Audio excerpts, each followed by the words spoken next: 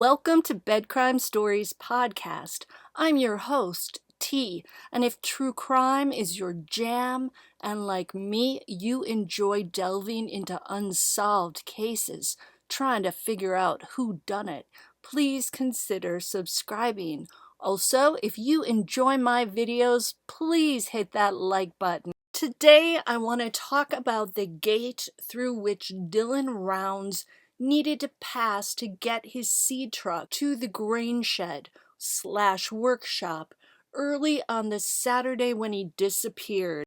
58-year-old Jim Brenner and Don Hatley figure into this gate discussion as well, because both of them, at least according to Montello local Kurt Wadsworth, were the only ones with keys to the gate. Previously, I was under the impression that only Jim Brenner and probably the landowner were the only people who would have had keys to that gate. Kurt Wadsworth, who was Dylan's friend, said that after Dylan went missing on Saturday, May 28th, he asked Jim Brenner if Dylan called him early that Saturday to ask him to open the locked gate through which Dylan needed to pass. Remember, it was raining at that point, and we know Dylan was in a rush to save the seed. According to Kurt, Brenner replied, "No, he never called," end quote. Kurt said he then told Brenner, "You know what? I think you're a liar," end quote. Kurt was certain that Dylan would have called or texted Brenner to ask him to open the gate, and he would also have asked Brenner to drive him back to his farm because of the rain. Per Kurt, there's no way Dylan would have wanted to walk all that distance in the rain back to his farm, and I have to say I don't think anyone would want to walk back to the farm in the rain after working all night, regardless of whether it was a 5-mile walk along the road or a 1.5-mile walk straight through the desert. According to Kurt, Brenner was adamant, telling him that Dylan never tried to contact him at all that morning. Kurt then looked at Brenner and said, "I don't believe you." Per Kurt, at that moment, Brenner just took a sip of beer, and that was the end of the conversation. To me, that's very telling. Brenner just taking a sip of the beer.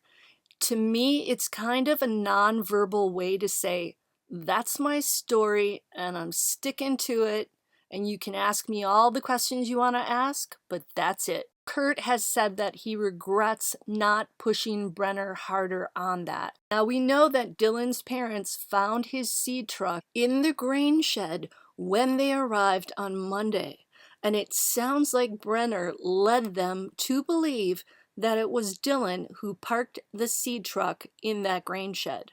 We also know that Dylan's mother, Candace Cooley, said there were deep ruts in the ground near the grain shed from the seed truck's tires, and those had to have happened after the heavy downpour, which didn't occur until late Saturday afternoon and all day Sunday. Candace is pretty much convinced someone other than Dylan parked that truck. And we have also been told Brenner was the only one out there who'd been taught how to start and drive that seed truck. Apparently, it's not like a car.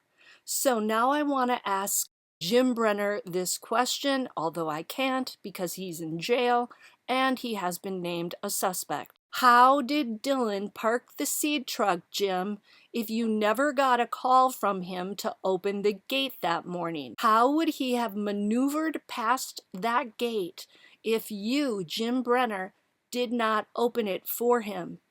I think Brenner would be hard-pressed to answer that question. Note that someone, and I think it had to have been Brenner, told Dylan's parents on Monday that Dylan closed the gate for the very first time that Saturday morning. Apparently, Dylan had never bothered to close the gate in the past, at least according to this person. Kurt Wadsworth is the person who told this story. So that would mean Brenner likely saw Dylan park the seed truck in the grain shed, right? Where was Jim Brenner between, say, 7 a.m. and 7:30 a.m.? He told Kurt that he was at Don Hatley's place, which is close to where Brenner squats in that trailer, from I think 9 a.m. to 3 p.m., but Don said Brenner was at his property later in the afternoon. Kurt thought that either Brenner was lying or Don was lying, or maybe both were lying. To him, none of that made sense.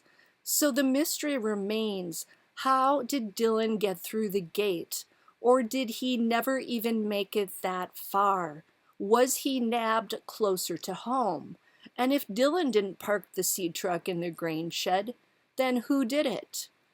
Find that person, and I think you will have found the perpetrator of whatever happened to Dylan, or at least one of them. Now, we know Brenner knew how to drive the seed truck, so I'm thinking that it had to have been him. And we know he's been named a suspect in the case. So perhaps the police know the answer to who parked the seed truck. Based on the photos I've seen of the gate that Dylan needed to get through, the one where it's a metal gate, and then the other photo where the metal gate is lying on the ground and a flimsy looking wire gate is in its place, I'm really leaning toward a scenario where Dylan was in a huge rush that morning because the rain had started to come down. And when he called and texted Jim Brenner to open the gate for him, because apparently Karen Rounds told Kurt Wadsworth this, Brenner ignored him.